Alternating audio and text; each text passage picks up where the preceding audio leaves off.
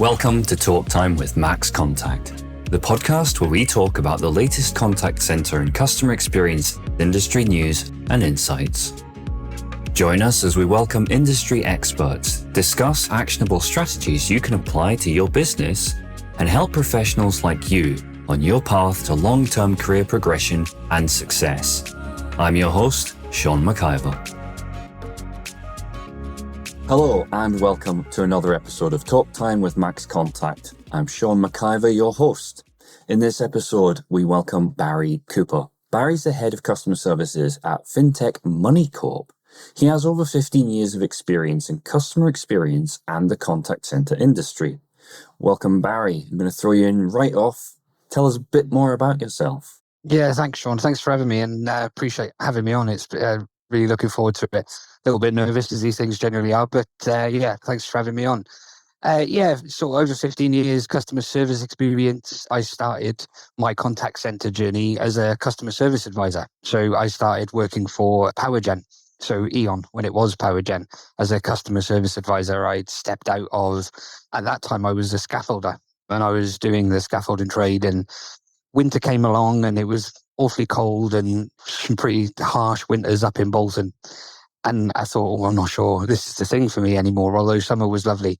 So started as a customer service advisor at E.ON, as I say, worked my way through the teams there, became a team leader, managed a team of sort of 20 FTE, then moved down from Bolton to Nottingham to try and continue with my career path and reach into other areas of the business. So came down to Nottingham, or helped set up and run the Smart Centre of Excellence, where we were rolling out smart meters to our private customers, so to business to customers, which was a real good experience. Brand new contact center, new thing altogether. What are smart meters? How do you set this kind of center of excellence up, and how do you make sure you're delivering for your customer experience as well as your employee experience?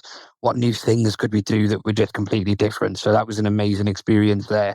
Like really learning how to set a contact center up from scratch with some great leaders that I managed to learn from at that time. And then I actually stepped out of operations for a while at E.ON, and I was at E.ON for a big chunk of those sort of 15 years that I've been in the contact center industry.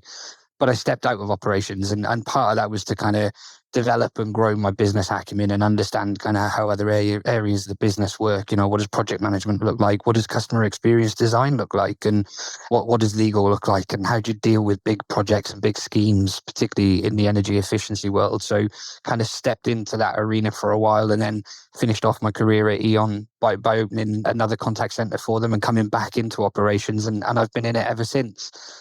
I left E.ON and went to work at Domestic and General, again, big contact centre, looking after white good insurance. And then from there, I set up my own consultancy for a while and went into kind of consultancy work, started working with contact centres, understanding how you can help them improve their customer journeys, improve their employee journeys. I came across a role here at Moneycorp, it's a 14-month fixed-term contract, and 4 years later, here I am. I've stayed, and it's been an amazing 4 years at Moneycorp. Amazing. So I always enjoy talking to people such as yourself who started off on the front lines of a contact center, because I was the same. I started in a contact center, and I think you can have a different quality, a different element to a conversation, because we've all had the challenging customer conversations. We understand what that's like to have, a customer in really quite a lot of distress talking to us, whether you were in whatever industry it was in. And I think that that's really important. One of the things that kind of stuck out to me as you were kind of explaining journey is that you started off and you spent a significant amount of time within the energy industry, and then you moved across and you're now in the fintech industry. How does customer experience and, I suppose, expectation differ between those two really vast industries? Do the businesses need to be mindful of those differences, and how can they react to that within the particular industry that they're in? Yeah, there are definitely subtle differences. I think stepping out of the energy industry was probably one of the scariest things that I'd done for a long time. Being at E.ON for as long as I was and learning what I'd learned and knowing what I knew, it was then, can I take this somewhere else, into a different industry, into a different contact center, into a different business, and really apply what I've learned in that period in a different industry? And I think Actually, although there are some subtle differences in terms of maybe your age of the customer that you're looking for, the type of customer that you might be looking for. So in particular, if you're doing sales through service in insurance products, or we're doing FX, or we're doing foreign exchange, I might be looking for a different kind of customer type. I might be trying to aim at a different customer from the energy market, whether that we were in. But I think in general, the application is still the same, and it's about still putting the customer at the heart of what you do, I should say. And I guess that's always where you want to be. And those don't change across industries. If you're making business decisions, you want to make those business decisions knowing that you've put your customer front and center. You've had that conversation about, okay, how does it work for us as a business? But what does it mean for my customer? How does it impact them? When's it going to impact them? How does that then come through to my team in the contact center? And how are they going to react to that? And to your point, I think in all customer kind of contact scenarios, particularly in the contact center world, we are, majority of the time, I guess, is dealing with some upset customers, because generally you only pick up the phone, yourself as a customer, right? So you're a customer, you'll generally only pick up your provider, whether that's FX, energy, or whether that's sales, or whether that's Amazon, or it's the deliveryman, or what is it that you need? You're only going to pick the phone up when it's gone wrong. And I think that's always a great place to start with any customer experience. Okay, so what I've got initially is a customer who's unhappy. And my first and foremost is, how can I help that customer there and then? So let's put myself in that customer's shoes. Let's think about, why has it gone wrong? Absolutely try and resolve it first time. Let's look at that experience around first time resolution, making sure that we're getting it resolved so that customer doesn't have to call us again in a couple of weeks or in a couple of months with the same issue that happens again. But I've got to then kind of take that away from an experience perspective. So my always or the bit that crosses over all of those is that in the moment resolution. So let's get that done. Let's get that fixed. But then let's not just move on to the next call and forget about it. We are across all of those industries. We've got lots of those calls that are happening all the time. So how do I review those calls? How do I review that process? What caused that initial failure in that customer journey and that customer experience? And how can I not only change it in the moment, which is great because empathy, listening skills, all those things that you need to be a great customer service advisor, I then need to take that away, or my team leaders and my team, I want them all involved in going, but this is the fifth one I've had this week, Barry, and this process is clearly broken.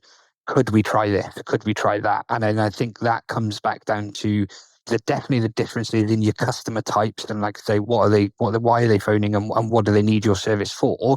But those things internally should be the same. My team should be driving the business for that change. They should want to make the business change for its customers as much as we want to make those changes ourselves. And I think those are the things, those are the similarities that I was able to take from learning at E.ON and apply them to the other roles that I've had, and apply them every day in terms of, okay, what would I have done in the energy market that I might do in the FX market? How can I leverage what I know from there to here? And majority of the time, it's quite a simple answer, and it's normally, if I'm the customer, what does that mean for me? If it was my mum calling, what would I want my mum to experience? If it was my nan calling, or if I'm calling, what does that look like? And you can apply that kind of logic to most industries, really.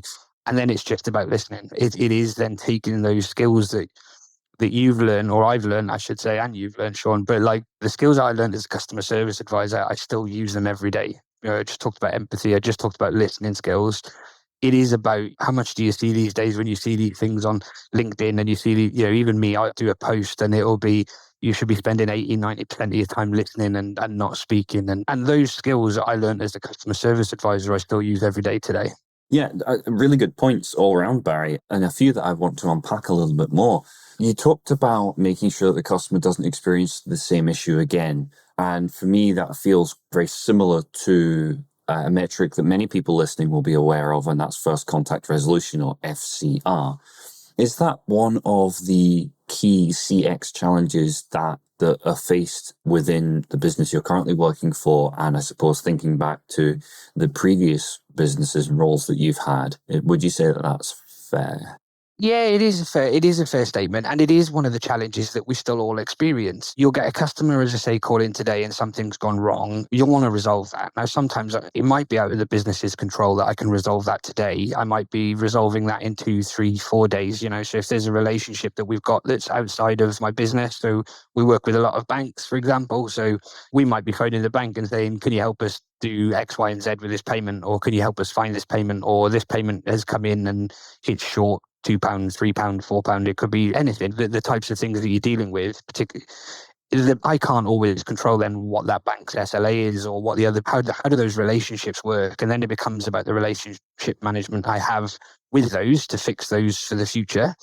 But I also need to look at the relationship with my customer over that. So again, it's coming back to that simplistic, that very simple thing of, if I'm that customer, what would I want? Well, we all know that when you're going through that as a customer, the last thing you really want to do is get up in the morning and think, I haven't had a response from Barry. He said he was going to call me in 2 days and he hasn't called me. It's about kind of controlling what you control. We talk about controlling what's in your sphere. And one of that for me is quite a big one. In terms of customer experience, I might not be able to resolve it first time, but I can certainly call you when I say I'm going to call you. And I can certainly call you more than once or more than twice to keep you updated. And I'm a big fan of trying to get back to the customer a little bit sooner than maybe we thought. So if I've got the outcome, that's great. If I haven't got the outcome, then don't be frightened of that. And I think sometimes a customer would prefer you to call an hour earlier. So if I've said I'm going to call you at 2, but if I know I'm not going to have that answer at 2 and I've got time at 1, my guys are very much free to phone that customer. Look, I'm sorry, I'm calling you a little bit early, but I still haven't got the answer yet, Sean. I'm still working really hard. This is where I'm at. You know yourself as a customer, you'd much prefer that. So again, it is about relationship management from a CS, from a customer service advisor point of view, as much as a business point of view. So yeah, there's lots of different strands to it, but you still just need to kind of, I don't want to say work on them in isolation, because that's one thing we don't want. We want to break down those silos across the business, and we don't want to isolate. But I know I've got my customer, and throughout that journey, they put 10 days, 15 days, 5 days, 2, 3 days. The last thing anybody wants, as I say, if you treat yourself as a customer, well, which we all are, right? We're all customers. We don't have to treat ourselves like customers. I don't want to get up in the morning thinking, oh, I've not heard from them yet. I'm going to have to call them again. That means I'm going to have to go into a queue. That means I'm probably going to speak to somebody else, which means I'm probably going to I'm going to have to explain it all again. Like, that's not the way for me. I think that's where we can really win in that FCR piece. In that kind of first time resolution, it might take longer than the day, it might take longer than the 2 days, but it's about resolving that issue and managing that customer expectation and experience while you're going through it. Yeah, I think I agree. And it's interesting that you talk about not wanting to view things in silo and in isolation, but you're absolutely right. No customer wants to be made to feel like they're just a number. They want to be able to feel like they are an individual. I think there's an interesting point as well to be made. I'm going to frame this in terms of a question. We talk about customer experience, but in this information you've just shared, you also talked about, for example, banks that you work with contacting your team. Who do you consider to be the customer within this remit? Is it just the end user that we're talking about, or is it also the relationships with, for example, partner banks? Who is your customer that you're assessing the experience of? It's amazing, isn't it? Because it's always my end customer. So they are my customer, but everybody is my customer. If I have a relationship with that person, then I'm going to be their customer and they're going to be mine. So, and I think that goes back to the bit I was saying a little bit earlier, the things that you learn from being a customer service advisor. Like, everyone is my customer. So even now, like, yes, I've got a team, which is a team of, 20 people. I've got a couple of team leaders, but I treat them like they're my customers to some extent. They expect me to deliver something for them every day. My business is my customer because, Moneycorp are expecting something for me to deliver. And if I can put that customer kind of scenario or thought process into it, then everyone's my customer. I've still got to get it resolved for my customer up front. And like I say, they're front and center, the heart of everything that we do and everything that you want to do. But yeah, anywhere there's a relationship where there is a movement of information or a touch point within that journey, they're going to be my customer. My anti-money laundering team, my payments team here at Moneycorp, they don't report into me, but they're a customer of mine and I'm a customer of theirs because they email me saying, can you phone this client or this customer and get X, Y, and Z for me? They need that. They need that in order to be able to help with their role. And that in turn works on the journey itself. Because if that part of the team has slowed down, if there's an AML slowdown for the checks, if there's a slowdown in the payment world, then that's just going to impact my end customer anyway. So everyone is that kind of customer. It sounds a bit kind of silly sometimes when you say it that way, but I think it's true. If you could apply that to the piece of, well, actually everyone I talk to is a customer of mine, and how do I want them to engage with me? How do I want them to make them feel? And how do I want to make them kind of finish that interaction off? Where do I want that to be? I can definitely get the best out of the experience that I set up while we do it. Yeah, I think that's really interesting. And unfortunately, I don't have a real counterpoint to that because you've covered it all really, really well, which is a good problem to have. I absolutely agree. One of the things that I think is important to recognize at this point in our conversation is that when we think about energy and we think about money, those are, aside from things like, even mortgage, that's still money related, but those are some of the two of the biggest, most stressful aspects of adult life. It's particularly at the moment with the way everything is, cost of living crisis, etc., etc. You've got finance and you've got energy. I guess how do I frame this in a question that's going to make sense? I guess the challenge is, how do you match that level of experience that is expected with what is deliverable? Where I'm going with that, I suppose, is, again, I'm thinking about this from like my gran or someone like that. And it can be sometimes that there are scenarios, and we've all had this before, whereby for whatever reason, someone is tipped over the edge by something really, really minor, and they call up a company and it's, screaming abdabs down the phone, and actually it's because something was a 3 instead of a 2.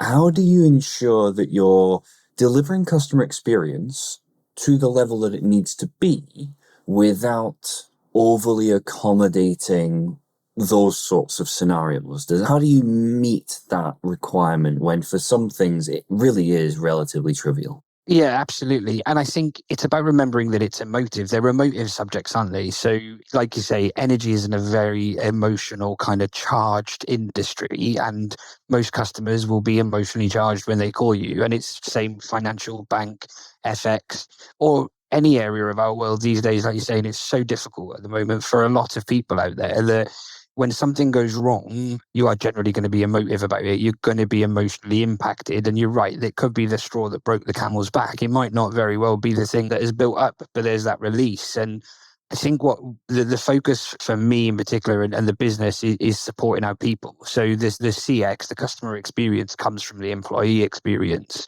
So we look at things like we do in all contact centers. We look at the right KPIs in place. What are we listening to? How do we listen to calls? But it's about how do you support the individual. So I focus quite heavily on emotional intelligence as a skill, as something that the guys need to learn for what is their emotional intelligence, much understanding what the customer's emotions are at that point. So if I can understand where my customer is, put myself in my customer's shoes, understand that emotion, and then give them the space that they need. And when I say they, I mean my team at that point. So sorry, just to clarify that, I guess.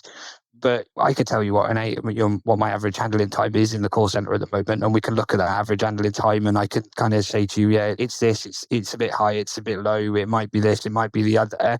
But actually, do my team really need to know that? And do I need to how do I build that in? So it's conversational. It's good to know. It's perfect to know where I might need to do some more training or some more support. But I would never turn around to the team and say, your AHT is too high. Can you get it down? Talk to the customer less, It's about having that space to, one, spend as much time as you need to with the customer, understand where they are, understand how that emotion then impacts you. Like you say, we've all been on phone calls where customers have screamed and shouted and called us all kinds of names, and we've probably all done it, if you're brutally honest. I think I've probably been on a couple of calls and done exactly that. And I work in the industry, and it's probably been a long time since I've done it, but would have been working as a customer service advisor at that point, phoning somebody and thinking, right, that's it, I've just had enough, you can have both barrels today. And I think the position has to be, what do my team then need after that call? So one, why did my customer get there in the first place? And don't forget that we still need to do that long-term review, understanding what caused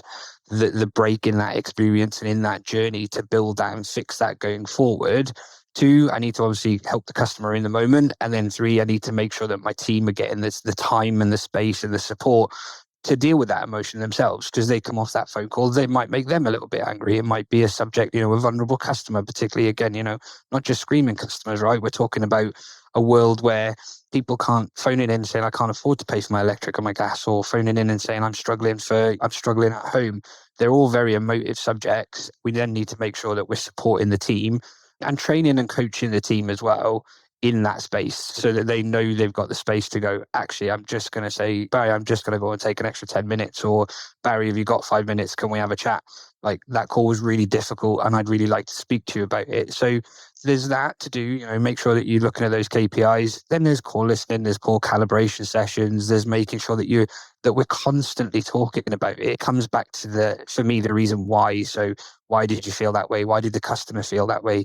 What can we do about it? Why would we make that change as a business, or why should we make that change as a business? And I'm lucky enough here that the business gives me enough freedom that we can do that. The business allows me to go, what do you need to deliver a great experience? And how are you going to make sure that you support your customers? And I think I've said more than once already on the call, but customer is front and center, but the business also needs to understand that to put your customer front and center, you've got to put your people front and center at the same time. And if you're not looking after your people and you're not giving them that time and that space to breathe after that call, or if you're not giving them the route to come and speak to you or speak to anybody about that, whether that's, a mental health first aider or a bit of space, like I say, that they can just go and have 10 minutes in between each call if they really need it, then we're probably not going to end up getting the customer experience, because that's just going to build up on our advisors.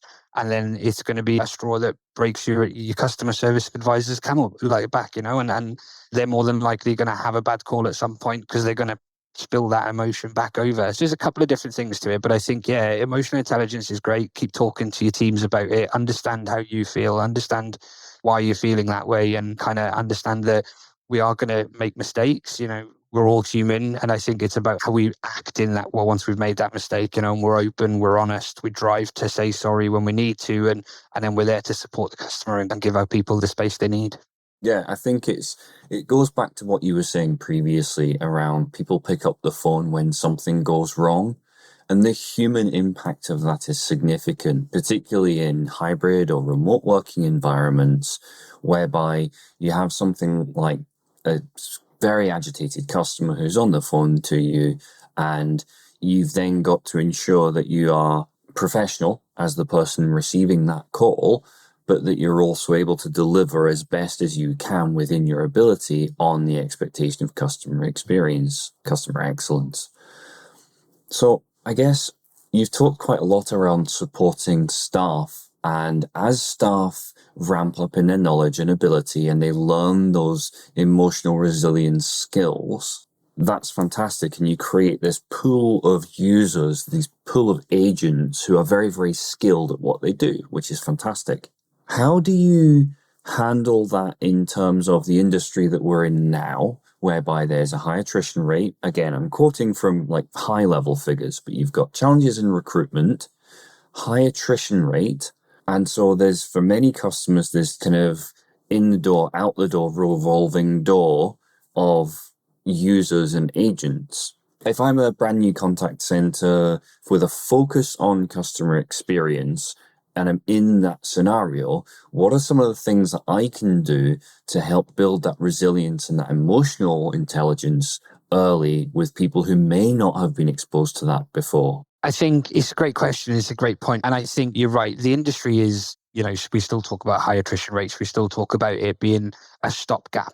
People I don't think are still seeing the contact center as a career path. And I think we definitely need to change that kind of view of it. And I know there's a lot of people in my network, in your network, that are doing lots of work like you guys to change that opinion of the contact center. I think we've still got a long way to go and a lot of work to do on that. And I think we have to be the change. So for me, it starts right at training. So it starts as part of your onboarding. So, you get somebody come into your contact center and you're going to start teaching them, these are my systems, these are my processes, these are my customers, these are the things I'm expected to see in quality. This is what I expect. I'm going to teach you empathy. I'm going to teach you open questions. I'm going to teach you how to ask closed questions, when to use them, when not to.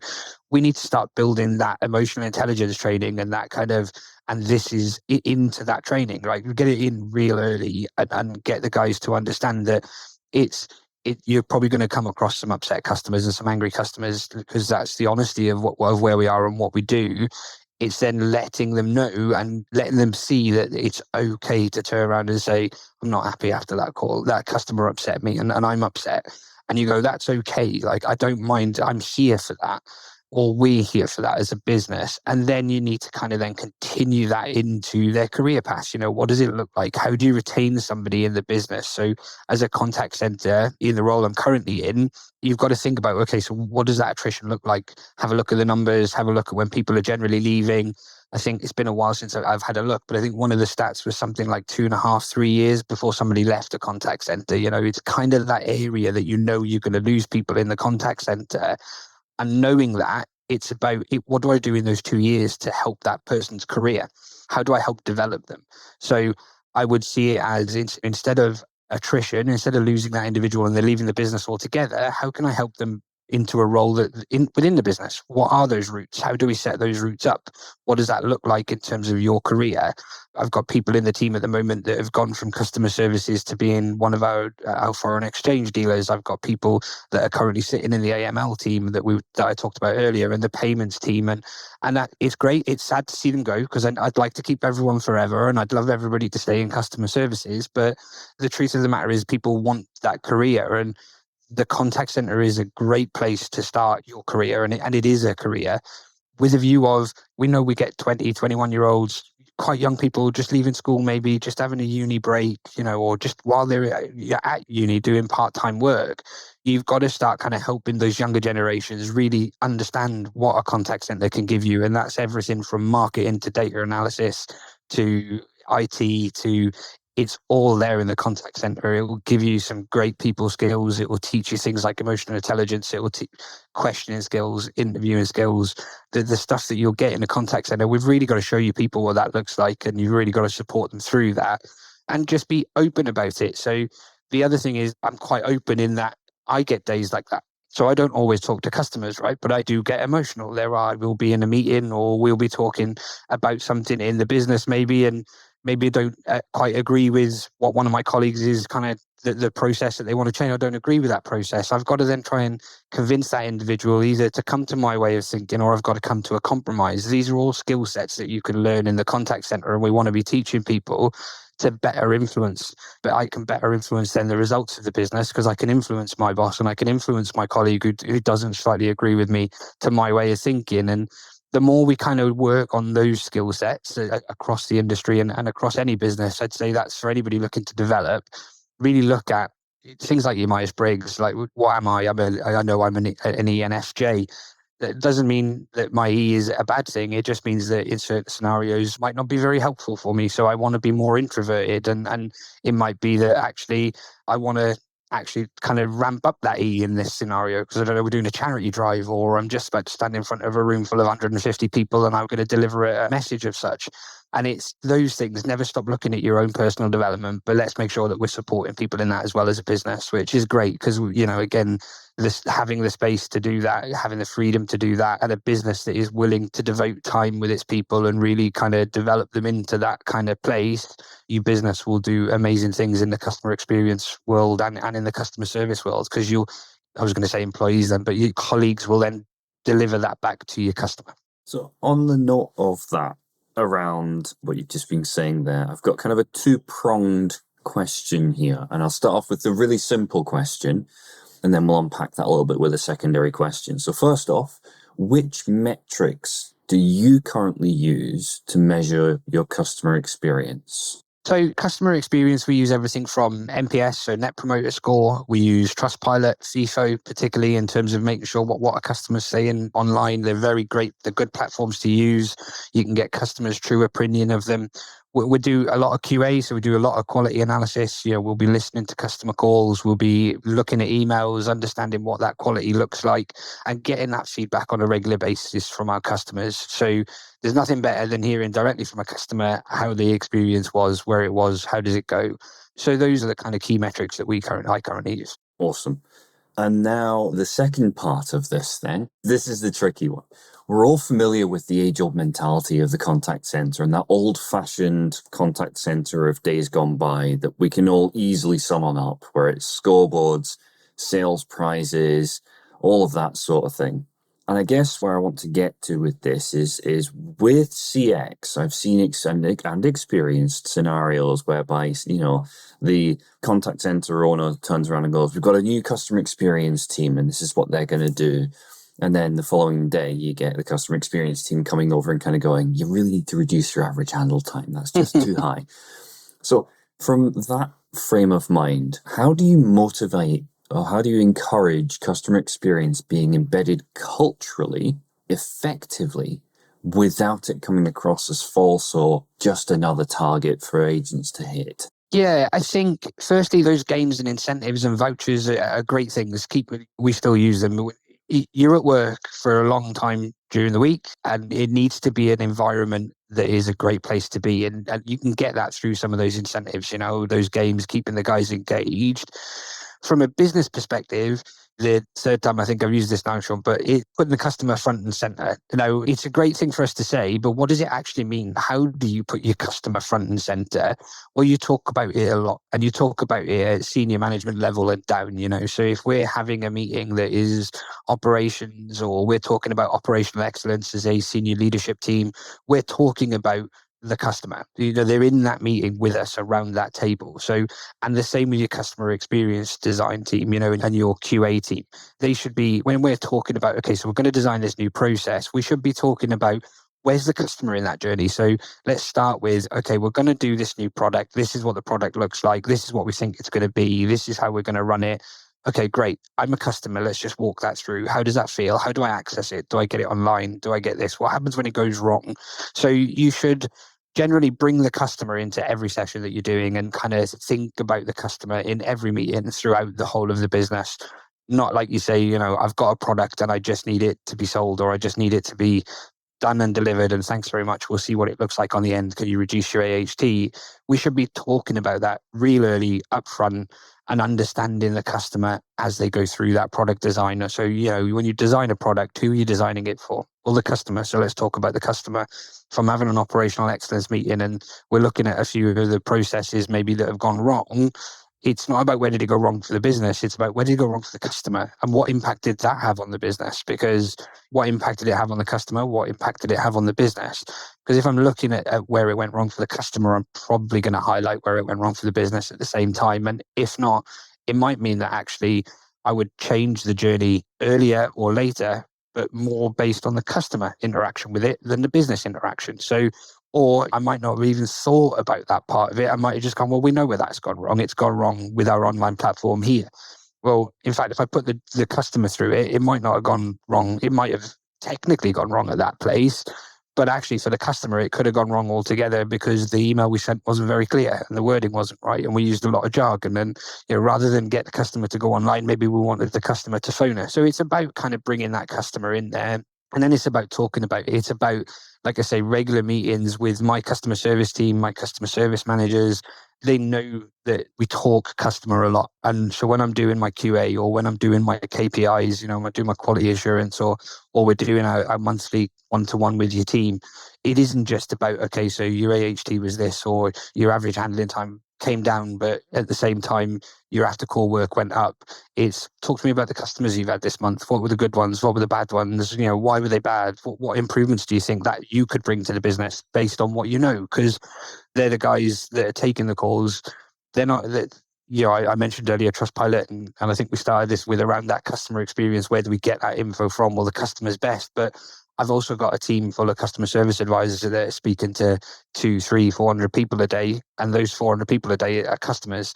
So if they're getting 10, 15, 20 calls and it's all about, well, this customer is not happy about this process, probably something that's worth looking at. So, and again, it's then saying to your customer service team, I hear that, and this is what we're going to do about it. So it's about understanding and letting them the why, right? So why are we making that change? Why do we need to make that change? Because of my customer, because of you guys, because you're going to say this, and then hopefully get them involved in that change too. So if you're going to start a project and it's a massive kind of big project process change, maybe it's not one of those where you can just say, actually, yeah, we'll just stop doing that tomorrow. It might be more of, actually, we're going to need to get a project team together.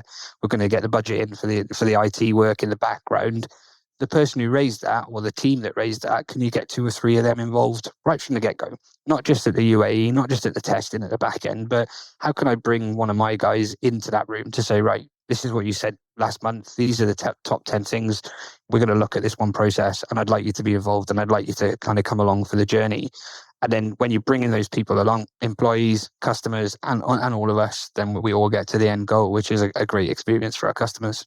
I love that. And it's a theme that's come up with a few conversations I've had in the process of doing this and in talking to many businesses that I talk to just through my day-to-day. And it's that idea of taking people on the journey and engaging with people on the journey. The more you engage with people, then the more engaged they are in the process and the objective. I could honestly continue talking about this for much longer. Unfortunately, time has run away somewhat. No worries. So I'm afraid I'm going to have to call it there. However, I would like to say a huge, huge thank you, Barry, once again for taking the time to talk with us today, and hopefully talk to you again in the near future. Yeah, absolutely. Thank you so much for having me on, Sean. It's been a pleasure. Thank you so much. No problem. Thank you. Cheers. Talk Time is brought to you by Max Contact. To find out more about Max Contact and how our customer engagement software can help you and your teams provide smarter customer experiences, visit maxcontact.com and book your personalized demo today. Be sure to search Talk Time with Max Contact in Apple Podcasts, Spotify, Google Podcasts, or anywhere else podcasts are found, and leave us a positive rating to help other like-minded individuals join the conversation. Finally, before you go, never miss a future episode by clicking the subscribe button and turning on notifications. On behalf of the team here at Max Contact, thanks for listening.